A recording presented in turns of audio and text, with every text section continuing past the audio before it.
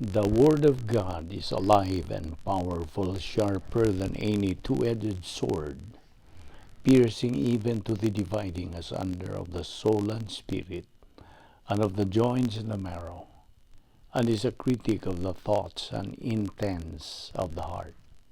All Scripture is God-breathed and is profitable for doctrine, for reproof, for correction, for instruction in righteousness, that the man of God might be mature, thoroughly equipped unto all good works. Study to show thyself approved unto God, a workman that needeth not to be ashamed, rightly dividing the word of truth. Philippians chapter 4, verses 11 to 13. For I have learned to be content in whatever circumstances I am.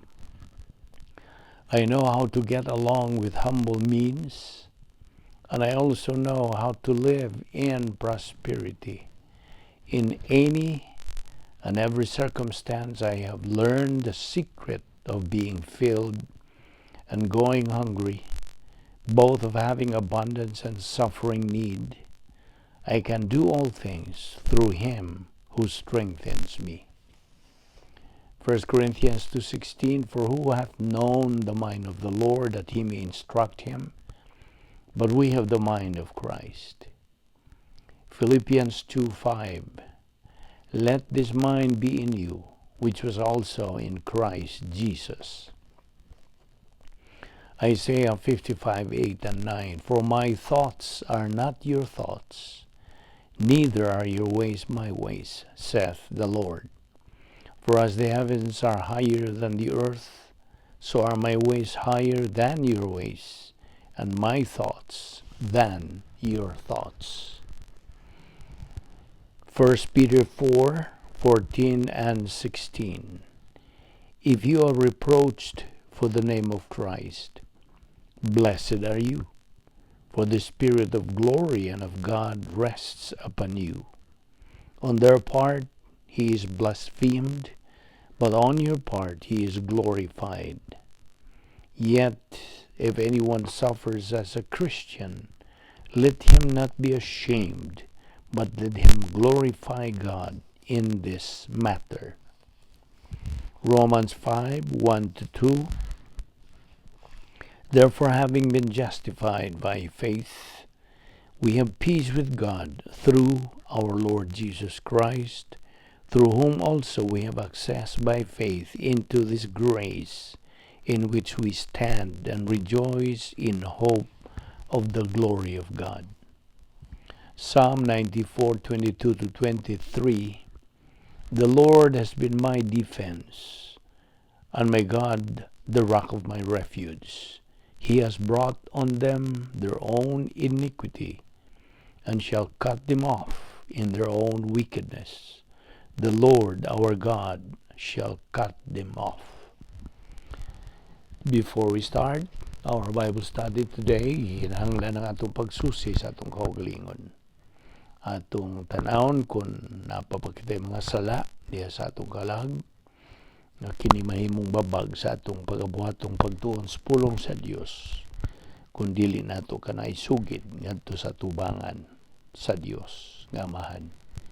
Busa agig tuman nato sa iyang mando diya sa 1 John 1:9, atong gitawag kini og the rebound technique. If we confess our sins, God is faithful and just to forgive us our sins and to cleanse us from all unrighteousness. So, alang kanimo, higala nga wala pa'y kaluwasan, gamita ka ng imong free will aron ikaw maghimos labing may danong desisyon sa tibuok mong kinabuhi. Ang desisyon sa pagdawat, pagtuo kang Ginoong Jesucristo, ingon nga manluluwas og Dios. Believe on the Lord Jesus Christ and thou shalt be saved. Acts 16:31. Busa sa hilom magandam tas tong kaugalingon. Let us pray.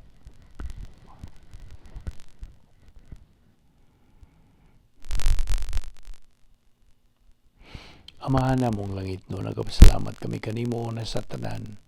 Nining lain usab nga higayon nga imong gigahin alang kanamo. Mo kami gidala dinhi aron kami makapadayon sa among tulumanon nga maong pagtuon sa imong pulong adlaw-adlaw alang sa among spiritual momentum aron makabot namo ang among tumong nga mao ang spiritual maturity. Salamat o Dios sa kinabuhi nga imong panghilugwayan, kini timailhan sa imong plano nga nagalihok pa nga ni kanamo. Dili kami takos, panikaw matinumanon gayud sa imong mga saad. Salamat nining among Bible study through the YouTube ubos sa Vic Balbido Evangelistic Ministry. Kining tanan namong gipasalamatan sa ngalan ni Ginoong Kristo. Amen. Maayong adlaw kaninyong tanan mga subscribers, mga higala, mga igsuon diha ni Kristo, welcome na usab. Ini atong adlaw-adlaw nga pagtuon sa pulong sa Dios. Niya pa kita magadupot nini atong tunanan nga giuluhan og the unfailing love of God. Okay.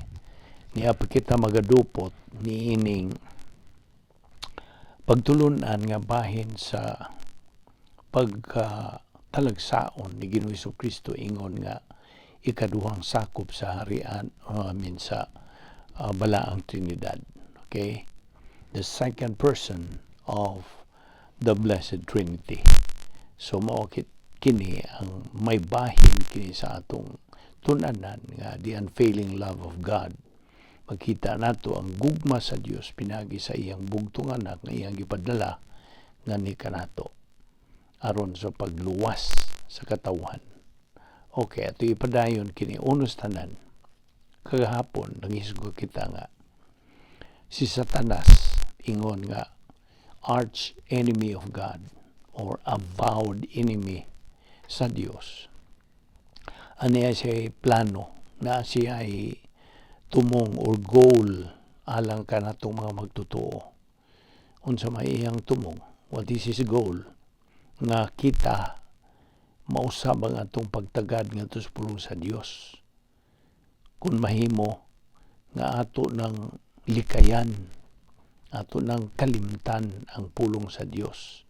Aron sa ingon niya na dili na kita makatubo spiritually. Ato maningisgutan kagahapon. So ato lang ning lakbitan pag-usab. Aron di nimo na makalimtan. So, Satan has a plan, a goal for believers to reject Bible doctrine. Thus, they will not grow spiritually. So, mao na kibot niya nga mamiserable pod kita mga magtotoo. Misery loves company. Mao kanay prinsipyo. Now, alang sa mga di magtotoo, for unbelievers, napod siya yung plano. Ibaw ka kung sa iyang tumong o plano o objective niya, goal niya ni Satanas sa mga dili magtotoo. Iyang babagan ang mga dili magtotoo sa pagdawat o pagtuo kang Ginoong Kristo. That is his goal. To prevent unbelievers to believe in the Lord Jesus Christ. Karon sa ingon niya na, dili maluwas. You see? Okay, dili man maluwas, adto na niya sa iyang kampo, sa iyang grupo ng mga unregenerate nga mga katawhan o miserable forever. So mo na ang iyang tumong sa mga di magtotoo. Now, okay. Kita gimanduan kitang mga magtotoo by the word of God nga kita paawaton kang Ginoong Kristo, maka sundog kita dili sa iyang pagka-Dios kundi ang iyang pagkatao sa iyang pagkinabuhi ba dinhi sa kalibutan during his first advent. So God mandates us believers to imitate our Lord Jesus Christ. Just remember the doctrine of kenosis. sa mga totoong doktrina sa ginosis nga our Lord Jesus Christ emptied himself from the use of his divine attributes. Wa niya gamita. He depended on Bible doctrine samtang kinabuhi siya dinhi sa atong ning kalibutan na. Our Lord depended on Bible doctrine. He depended on God the Father and God the Holy Spirit. Mao ra gyud ang iyang gisaligan. Now, diya sa John 18:6 ato nang puning gikutlo unsa gisulti diha when Jesus said, I am He. Sa diha nga misulti si Ginoong Kristo, ako mao siya, kini si Judas Iscariote o sa siya mga tinunan nga budhi kaniya. Judas Iscariot knew kanang miatras gani siya and fell to the ground. Now, okay. The humiliation of our Lord Jesus Christ. Si Ginoong Kristo, wa gyud niya isurrender ang iyang relative attributes sa iyang pagka-Diyos. Wala. Sa ako nang ginaingon nimo, He emptied himself. Iyang gihawasan, iyang kaugalingon from its use. He continued to live as a human being without utilizing his divine attributes to benefit himself, to provide for himself, or to glorify himself. Wala. Wag yun niya gamita. He voluntarily obeyed his Father's will. Now, siya nag-aagad lang yun sa mga pagsangkap sa Diyos nga Amahan kaniya. Si Ginoong Kristo nag-aagad sa Diyos nga Amahan ug Diyos nga Espiritu Santo. Ug ang iyang paggamit sa mga milagro, iyang paghimog nga milagro, gihimo niya kadto by his deity, not by his humanity. Apan si Ginoong Kristo, wag yun mo gamit. Ako ning ibalik-balik yun. Wag yun siya mo gamit sa mga attributes sa iyang pagka-Diyos to help his humanity. Wala. Now, siya migamit usab sa 10 problem-solving devices.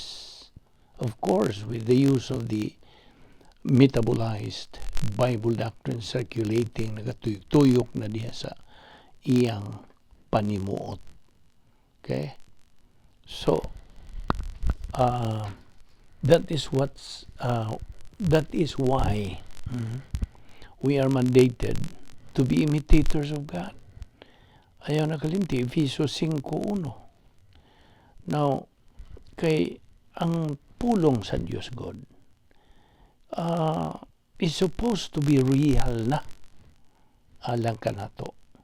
Supposed to be real to us now. Just like what our Lord Jesus Christ underwent samtang dinisiyan dining kalibutan na sa iyang unang paganhi. Ang pulong sa Dios mas tinuod pa sa usa ka magtotoo kaysa mga kahimtangan sa kinabuhi. That is the key. Yawi ini to be a winner believer. Ako malikon. Ang pulong sa Dios, Bible doctrine, is more real to a believer than the circumstances of life. Ug kana mao ang yawi nga ikaw mahimong mananaog nga magtotoo winner believer. Paminaw nini, tuuhi ni. Believe on this. Bible doctrine works and never fails. Kasabot ka. Ang pulong sa Dios mosaler, ino na lang nato sa Visayan, mosaler gyud og dili gayud mapakyas. So isuwat na sa imong notebook diha, sa imong iPad. Bible doctrine works and never fails.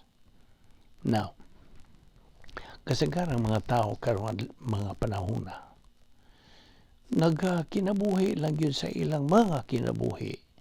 Binasihan on what they see. Mo ni gitawag nilang to see is to believe. But kitang mga magtotoo niining panahon sa simbahan, no longer live by sight, but by what? By faith. Pagtuo. 2 Corinthians 5:7. Now, ang lisod nini kung wa kay pagtuo, we cannot live by faith. Correct? Kung wa kay pagtuo, you cannot live by faith. The complete glorification of our Lord Jesus Christ mao kadtong pagkabanhaw niya. Mao to'y kumplito nga paghimaya kang Ginoong Jesucristo. So, with us, uban ka nato, our complete glorification will be sa diha nga unsa. Ang Dios mohatag na kanato sa binanhaw na nga lawas, resurrected body. Hinumdumi nga ang hypostatic union ni Ginoong Jesucristo nagkahulugan kini og nga si Ginoong Jesucristo was a perfect God and a perfect man.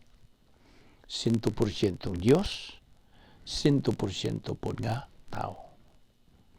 Ug bahin sa doctrine of kenosis, ang mga attributes sa atong Ginoong Jesucristo sa iyang pagkatao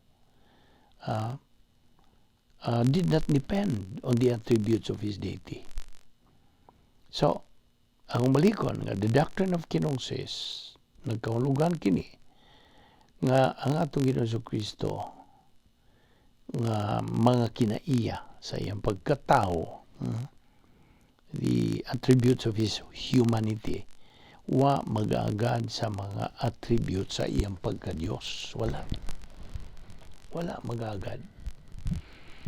Now, in our Lord, kenosis, kantong kenosis, he depended on the Father's provision of logistical grace support o sa lihok sa balang Espiritu Santo sud sa iyang prototype nga divine dynasty. Mao kadto. Now, sa diha nga moabot kaniya mga tentasyon, when temptation comes na ni Ginoong Jesucristo, gamit kayo siya dayon sa pulong sa Dios, Bible doctrine. Sab ka nato nga mga magtotoo nining panahon simbahan. When temptation comes to our life, Bible doctrine should be used in confronting it. Kung mantay magamit. Mao man ni ang epektibo kay nagiban. Ang pulong sa Dios. Mao na nga ang pulong sa Dios pagkakaron gikinahanglan nga nagatuyok-tuyok na ni sa atong panimuot. It should circulate now in the stream of our consciousness. Now,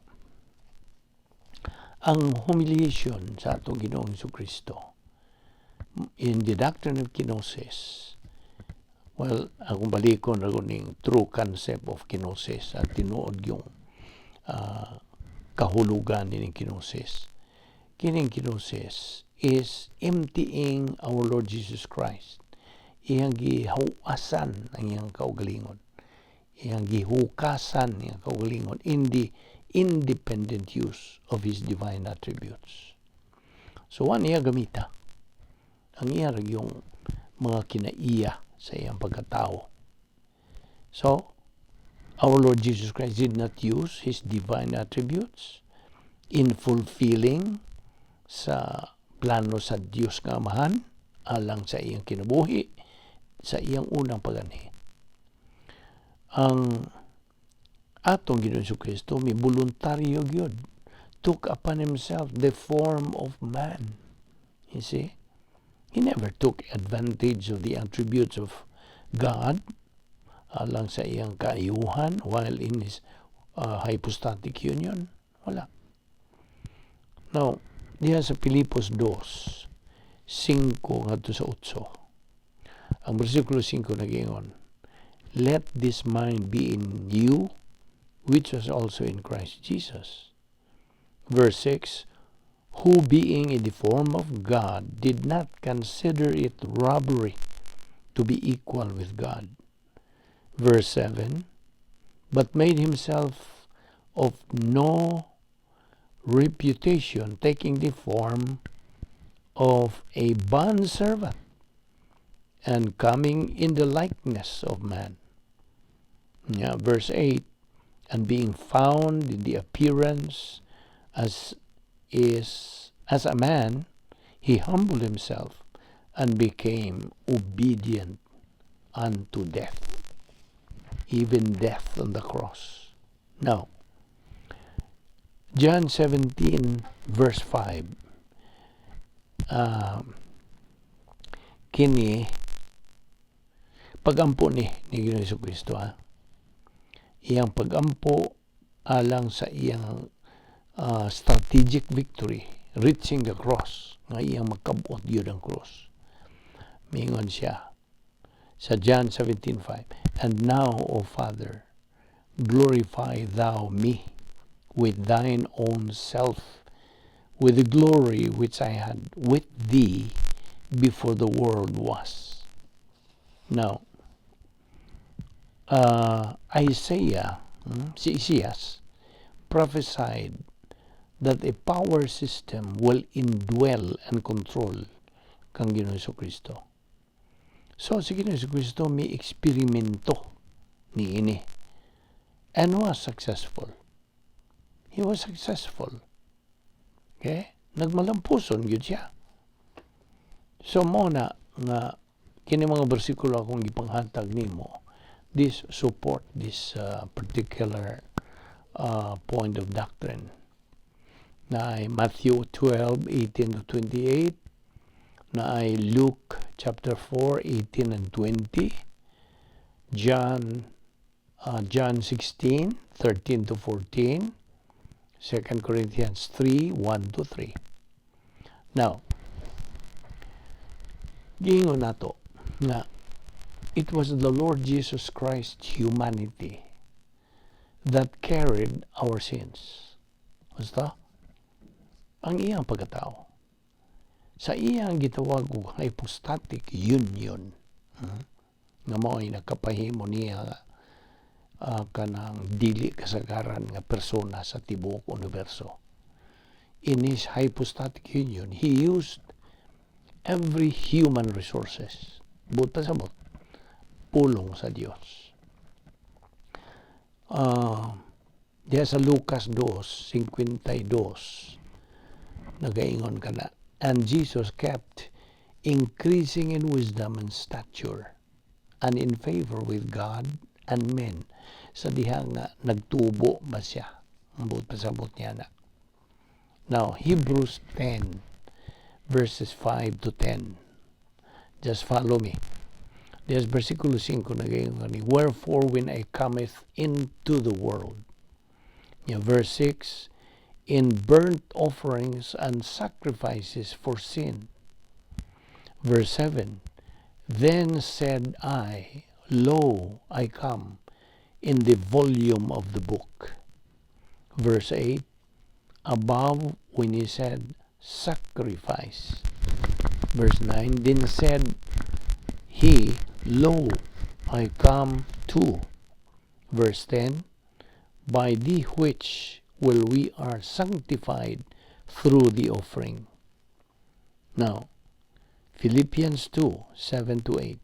Ang verse 7 again, but made himself, meaning the Lord Jesus Christ, of no reputation, and took upon, continue with the verse. Verse 8, and being found. Now, principle. Si Ginoong Jesucristo kinahanglan nga mahimong tao. He had to become humanity aron nga mahimo siyang manluluwas. The Lord Jesus Christ had to become humanity to be the Savior. only the humanity, ang iyang pagkatao, could bear our sins in order to be the mediator. Mao tigpataliwala. 1 Peter 2:24.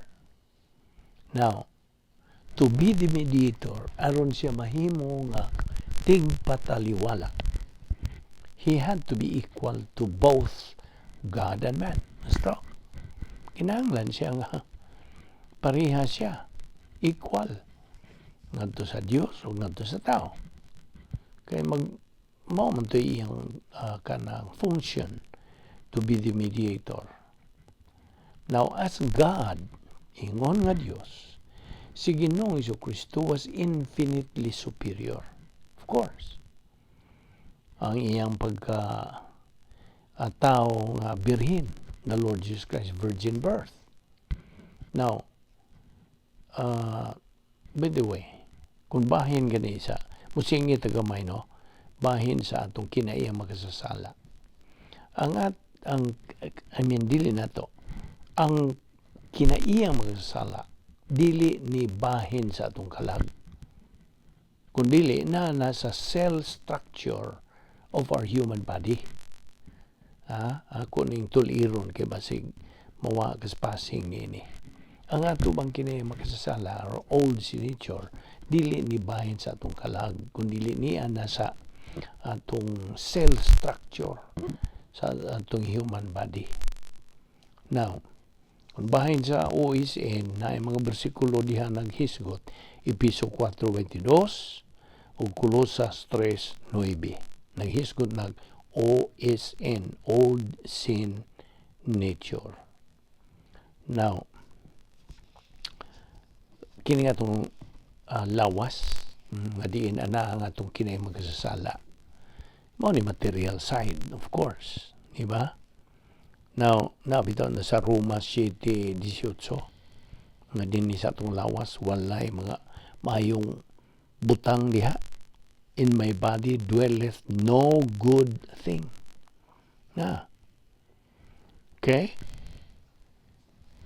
Atong hinumduman, let us remember nga si Ginoong Kristo is true humanity 100% and true God 100%. This is what it means unsa sa hypostatic union. Lucas 2:52. The Lord Jesus Christ was normal, ordinary human being. He grew up in stature and wisdom.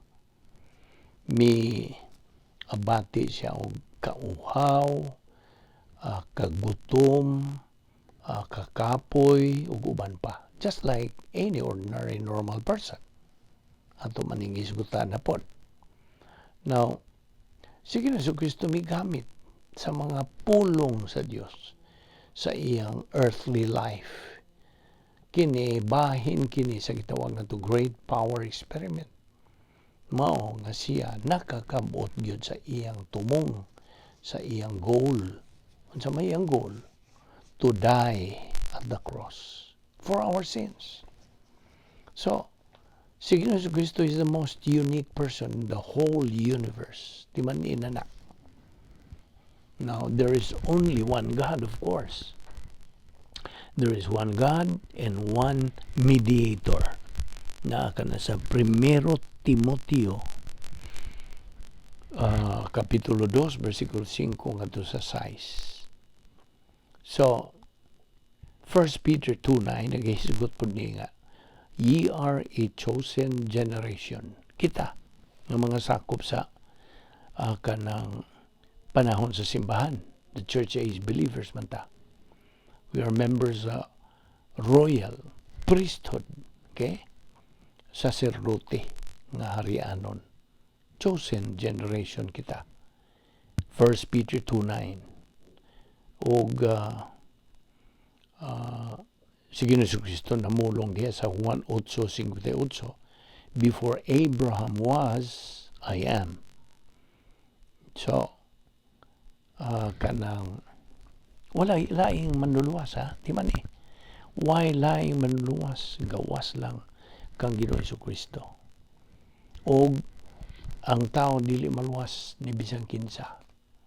Si Ginoong Jesucristo ra gyud ang manluluwas. Way lain. Unsa may gisulti diya sa Acts 4:12?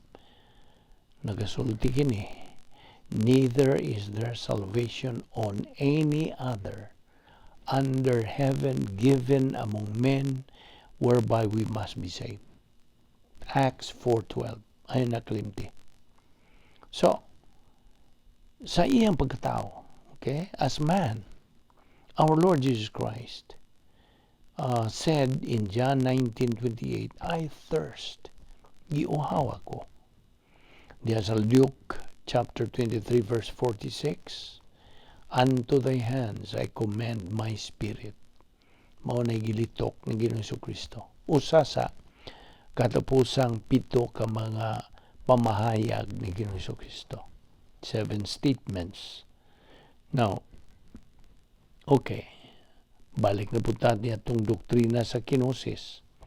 By the way, kining doktrina sa kinosis, gikan ni sa original nga pulong Kinoo. Now, ang buot pasabot ng doctrine of kenosis is restricted himself from the use of his deity. Klaro na nimo, ha?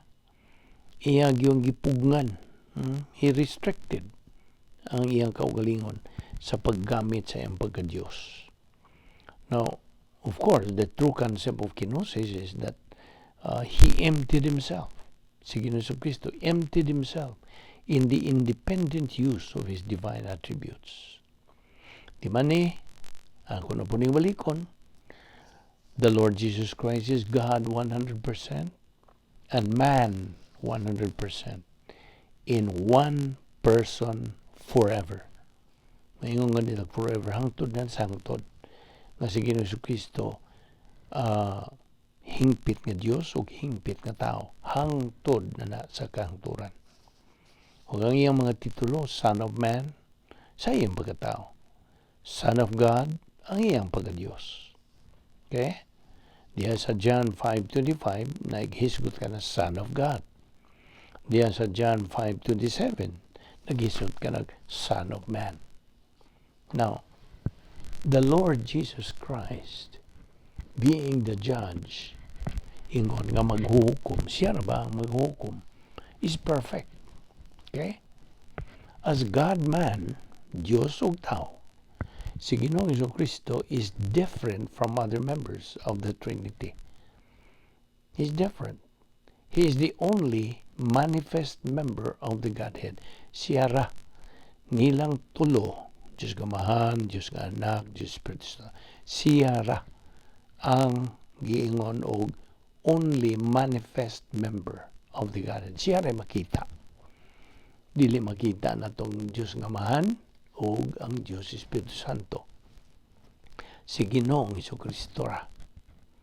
Now, si Ginoong Jesucristo is co-eternal, co-infinite, co-equal with the other members sa Godhead. So, mauna, that makes our Lord Jesus Christ the only unique person in the entire universe. Okay?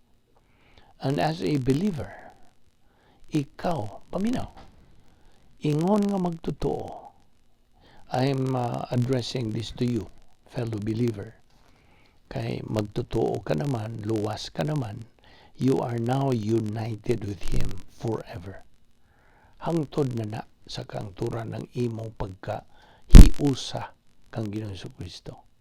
Diyaw mo na. Ang unique person in the universe, ikaw na hiusa kaniya. Our Lord Jesus Christ is not what we see in various images and pictures, dili. Where He is pictured as mura ba in town siya, weakling, na taas kayo kanang bungot, nga naay kanang saning ribs, kining mga kanang nakalimutan ko sa Binisaya sa ribs, visibly coming out. Dili ni mao ang tinuod nga hulagway kang Jesucristo, no? So, the truth is, the Lord Jesus Christ was one of the most robust and muscled person. Himself being a carpenter, anak mo siya ni Jose nga kanang karpintero. Yeah? Sabihin siya karpintero. Well, anyway, masabtan naman na nato. So, anak man siya ni Jose. Now, okay. Unsa may gibuhat ni Ginoong Kristo sa kun bahin na ganis kaluwasan. Of course, ang iyang pagkatao, okay? Christ's humanity did the following. Human siya kanang ilansang sa krus, namatay siya, human siya mo buhi sa iyang espiritu, in manus tuas kumindo spiritu meum, mamunto iyang sulting ato siyang Diyos gamahan. So, namatay. Human siya pagkamatay, gilubong siya, burial. Kanya, after 3 days and 3 nights, unsa, gibanhaw siya, resurrection. Human niya na, misa ka na, ngadto sa langit, og siya nagalingkod na tuong kamot samahan. So, in other words, kung in English, ni mo ni, Christ's humanity did the following: burial, resurrection, ascension, and session. Now, he did not use his deity, nga naman. It was God the Father's perfect plan that the Lord Jesus Christ fulfill all that. Okay? Mao ti kaubuton sa Diyos gamahan. Hinomdumi when the Lord Jesus Christ was tempted by Satan. Satan tempted here the Lord Jesus Christ, humanity. Ang iyang pagkatao, of course, may gitintal ni Satanas, so that eventually he would defeat our Lord's deity. Mao ba ito'y tumong ni Satanas? Iyang girumbo, ang iyang gi-atake, ang iyang pagkat-Diyos, iyang pagkatao, ang humanity. So that eventually he would defeat our Lord's deity with the hope nga maguba yun ni Satanas ang plano sa Diyos. Thus, there would be no salvation for man and defeat God. Mao gito iyang ambisyon yun. Mao gito iyang tumong, iyang goal. Nga once nga kanang guba niya ang pagkatao ni Ginoong Kristo, mag-i-atake niya, then unsa? Iyang pagdahom nga iyang gubon gyud ang plano sa Dios.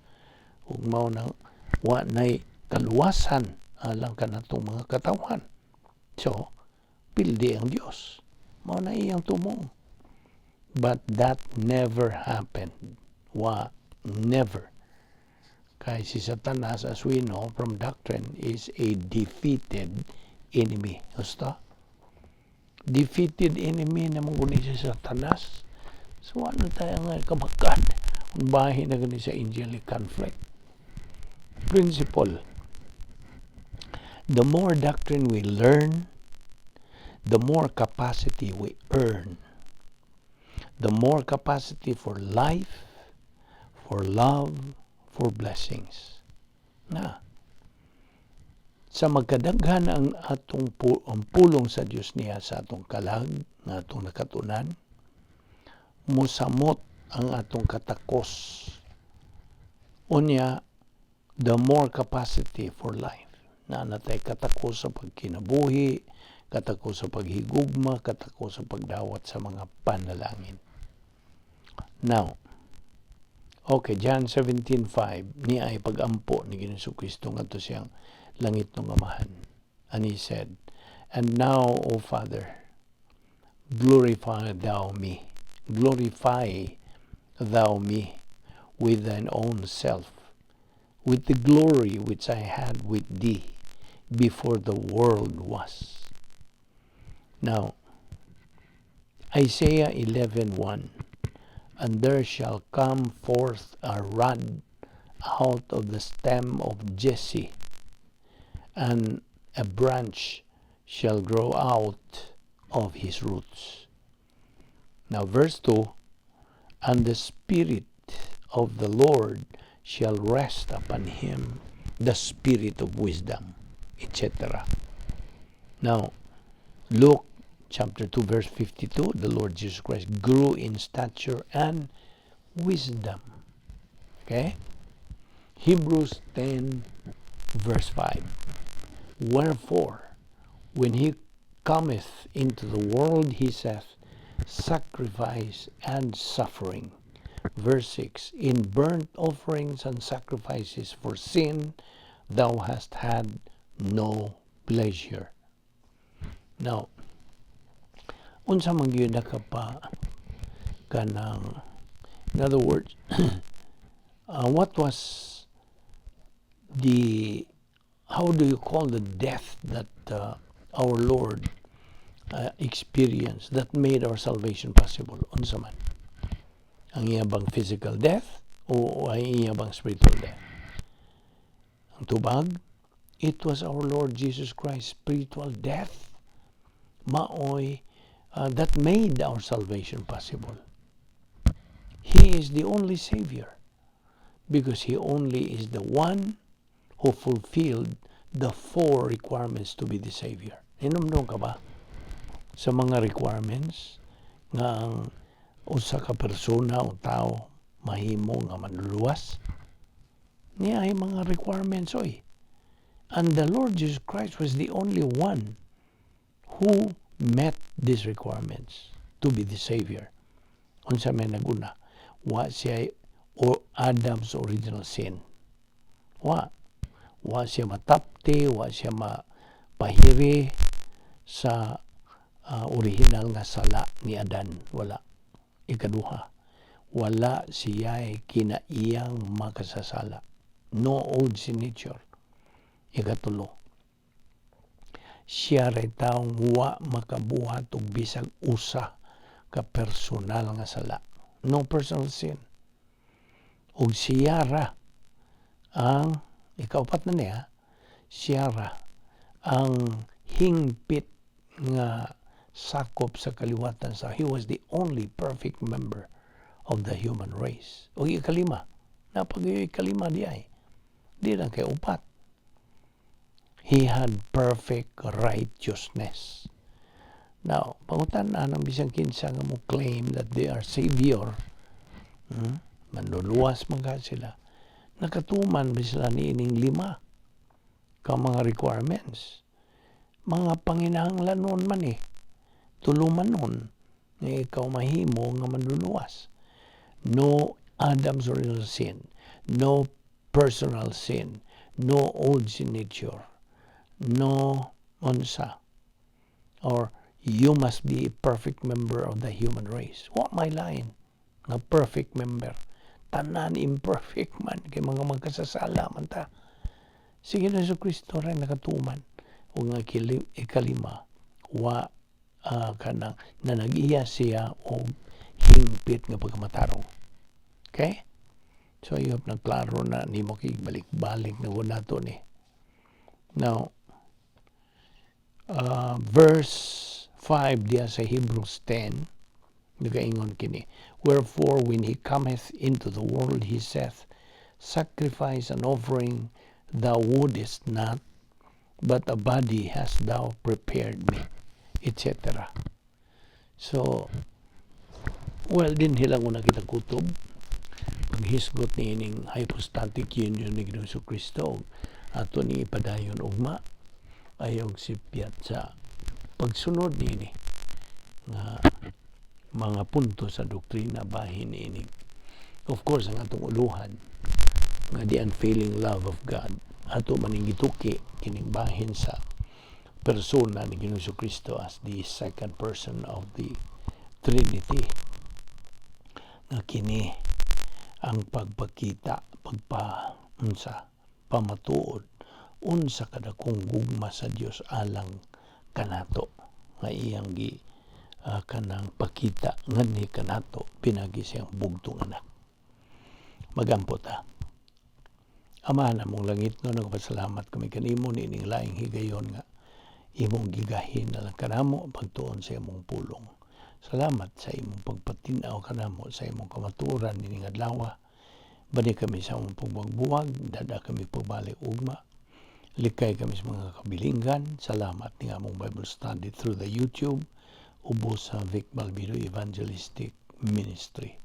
Kining tanan namong ipasalamatan sa ngalan ni Ginoong Kristo. Amen.